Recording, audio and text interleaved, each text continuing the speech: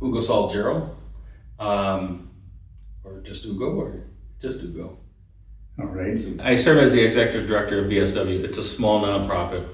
And I say small, it's not small, we're quite large, but coming from where I served before, we're a lot smaller on the scales of non-for-profits. We serve about 35 individuals and their families with cognitive disabilities. And a lot of the community around them, we serve them too. So what VSW is, it's a safe place for adults with disabilities to engage in work and purposeful activities. Even as business owners, right, it's hard to bring people in with disabilities, right? We try one here, someone here, but to bring them and make them part of the workforce, it's not possible in our day and time right now. Right. So what VSW is, it's a space where those individuals can come, interact, and work at their own pace. Gives them all the positive aspects of work without the negative of, am I going to get fired, am I meeting demands, and all those other things that come, the stress of work. Right. It's work without the stress, so it's amazing, I think. Right. So the service that we provide is we provide them that safe place for them to engage in work activities. They're at our facility. And then we also support some individuals out in the community so they can work at usually small businesses to engage in work activities too. What we believe is, to all of us, work identifies us, right? And if you're here meeting with you, right, work identifies us. Yeah. We're CEOs or we're managers, or even if we're frontline staff, like we take pride in what we do, right? And we go out and we share that with friends. Okay. People with disabilities don't usually have that access to that kind of benefit to their mental health of having a job and being able to identify with work. Wow. So we create the space where they can identify, and now they got a job. Well, I'm a box maker, or I'm a fold envelope stuffer. I have a young man that works out in the community, works an hour a week at a mechanic shop just sweeping. And every once in a while, the mechanic will let him stand by him and hand him tools as he's working on something. The young man thinks he's a mechanic now, right? And he doesn't think he is. He's a mechanic, right? Anybody that throws some wrenches around is a mechanic. So that's what we get to do. I see the joy that comes with someone having work. So we do that. We're very unique. We're a very, you would consider a private nonprofit, meaning we were created by the community for the community. So it just serves every community. There's no fees to anybody that comes in there. Okay. We just want them to feel what it is that we all do, right? Our most accomplished days are probably the days we leave work frustrated because it's getting hard to get to our goal or whatever it is. Those are our best days. Maybe not on the middle of that day, but looking back, you're like, I did something. Yeah. And everybody should feel that. So that's what we do there. We make sure everybody feels that, what it is to have a job.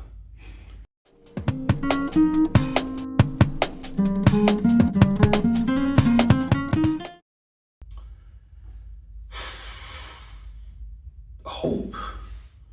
So there's an aspect of hope, right? Wishing that something will be better, right? A lot of times you don't have a conversation about hope until you're hopeless, right? No one's going about their day and having a great life, everything's going, and then on Thursday we're like, what is hope, right? We kind of push that to the side. We don't think about it. But when things happen in our lives, we have a tragedy or we lose something or we feel that we're not going to be able to get to the next stage of our lives or whatever it might be, then we start thinking about hope. So I think my definition of hope is it's not going to sound like a very educated one, but it's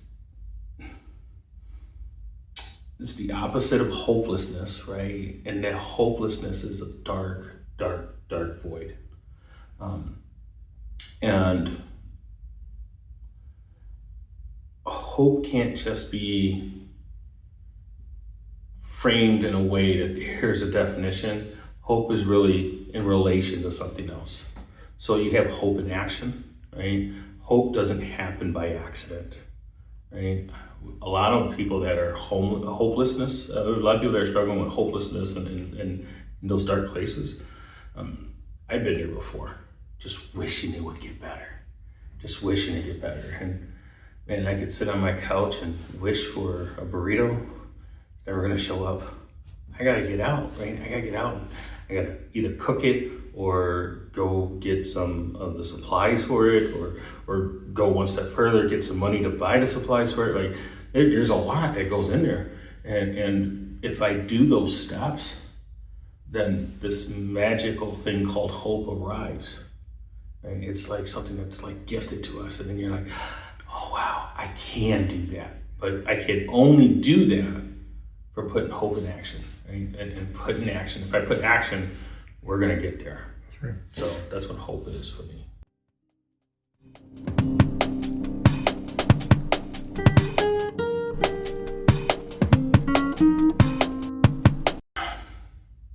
I'm hoping to have the energy I have today tomorrow. I'm hoping that I will continue to not stop, because when those moments in all of us, when we stop or slow down, then we can fall back into hopelessness. So a lot of my prayers today, right? My main one is like, God, just make you enough. Right? Just make you enough. Because before I wanted God's things and not God. And it was never enough. I thought, like you, when we talked about business, like I can be this person in business. I can be this person on Sunday. I can be this person on Saturday. And it doesn't go like that. I've learned along the way that like I'm Hugo. I don't wear many hats. I'm just Hugo. And I get to do many things. So not just, and I can't be this very charitable, loving, altruistic person when it comes to serving on Saturday and Sunday somewhere, right? And then on Monday be like, well, we have to make deadlines, or we have to do this, or we have to get our profit margins up, or we have to look at sustainability for the next 5 years. How many times we have that conversation, right? What's our 5 year? What's our 10 year? And what happens is in that wash, we forget about today. So if we can go, and if I can just be part of today, tomorrow, 5 year, 10 year, they all take care of themselves. So my biggest hope is just that I don't run out of energy. I want that, because in the outcome of just giving my all, right? Giving everything. Like at the end of the day, like I'm tired. You ever get home and you're tired and your shoes are hurting? They're hurting. And then you take them off and you just sit there and you're like, just kind of like, I hope when I die that I'll see my God. Like I have a relationship with him now, right? But I hope at the end he would just say, job well done. Job well done.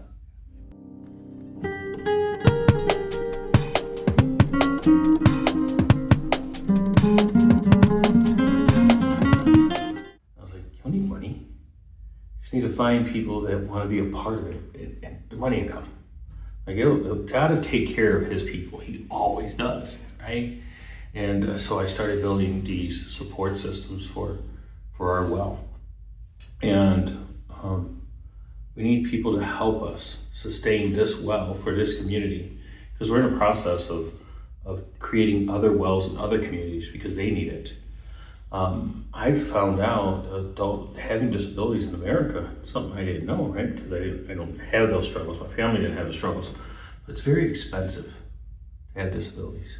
And a lot of times we tend to think that, oh, the state's helping them out, or these people helping out. And our state that we're currently in is 48, right? 48 out of 50 states of what the support they have. And the people in the population that I'm called to serve here are trying to figure out how to have access to normal everyday feeling that they're a part of the community, and trying to find one little step forward to find their own hope, right? Like, because the opposite of not being with us and them not in our community, in our circle, or in our organization, they're at home. They're isolated. Adults with disabilities don't have a big circle. They don't have the friends. They don't have those connectivities. So a lot of times their only relationships are within programs where you're going to go and do some fun activities and then go home. I'll tell you, and you probably agree with me, right? I believe there's a heaven. I believe there's a heaven. I also like going to like the jumping places with my kids where you get to like jump on the trampolines and you get to do all those things I do. That is a lot of fun. But if I get to heaven and that's all heaven is, I'll be really pissed. Not on the first day, probably the second day. Like I enjoyed the first day. I'm like, this is not fun. Right. Like my most fun days are feeling that I contributed to society. I contributed to God's plan. And at VSW, that's what I'm providing for these individuals. I want them to feel that they're part of God's plan, not left out. And the help we need, if you can go to our website, valleyshelterworkshop.org. There's a link on there to help support what we do. And what we do is we do it really small. I believe in nonprofits that are not profitable. And it's words that we're not supposed to share, but I believe that the people that are serving the frontline staff, those people that are serving the people that you're called to serve, should be taken care of. Right? Me as the executive director, I don't want to make 20 times their salary. Right? All our money goes to supporting the front. I keep telling my board and everybody that comes with me, and they're like, "You sure? Like, you sure that we don't you don't want to get propped up more and do this?" And I go, "No, God to take care of me. We need to take care of this well, and then somebody else will come." My job right now is to plant the tree that I'm not going to sit under, and to plant that tree takes a lot of work. I need people to come and help me do the digging and water and do the stuff, so we know that this tree will grow for generations to come. There is such a demand within the community for this specific resource that we have because no one else is doing it. And I found out we're the only one that's 100% free to our people. We're not getting state funds for them. We're not demanding fees from the families telling us, hey, the little bit of money that the state gives you to help support your individual and you, probably because you can't work and that, you can keep that.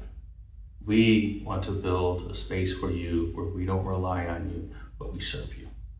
And I need people to come and help me dig our garden. Hey, let's plant these trees that we're never going to sit under, but then it's going to bring shade and nutrients for generations to come.